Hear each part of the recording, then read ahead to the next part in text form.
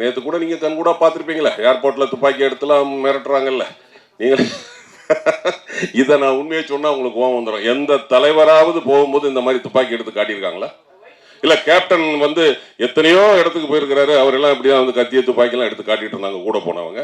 இல்லை வேற தலைவர்கள், அம்மையார் ஜெயலலிதா போகும்போதோ, டாக்டர் கலைஞர் அவர்கள் போகும்போதோ, இல்லை வேற தலைவர்கள் போகும்போதோ இந்த மாதிரி காட்டினாங்களா? நம்ம இப்போதானே நேரடியாக பார்க்குறோம்.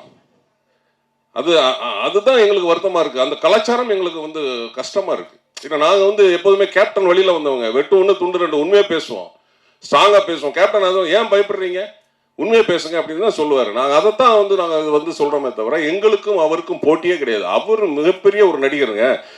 இந்த இடத்துக்கு அவர் வந்திருக்காருன்னா அதெல்லாம் சாதாரண விஷயம் கிடையாது. அவருடைய உழைப்பு, எத்தனை ஃபேன்ஸ் இன்னைக்கு வந்து தமிழ்நாடு, ஆந்திரா, கர்நாடகா, கேரளா 4 ஸ்டேட்டில் எவ்வளோ ஃபேன்ஸ் அவர் வச்சுட்டு இருக்கிறார். நாம் போய் அவருக்கு போட்டியாக சொன்னோம்னா அதெல்லாம் வந்து ரொம்ப அபத்தமான விஷயம். ஏன்னா நானும் அவர் கூட ஒரு 7 படம் நடிச்சிருக்கிறேன். ஸோ வந்து அவரை வந்து நம்ம வந்து போட்டின்லாம் நாங்கள் ஏற்றுக்க முடியாது. அது வந்து கேள்வியே வந்து ரொம்ப இதாக இருக்குது. பட் எங்களுக்கு வருத்தமாக தான் கேப்டனை வந்து அவர் சந்திக்க வரலையே அப்படிங்கிற ஒரு வருத்தமாக தவிர வேறு எதுவுமே கிடையாது.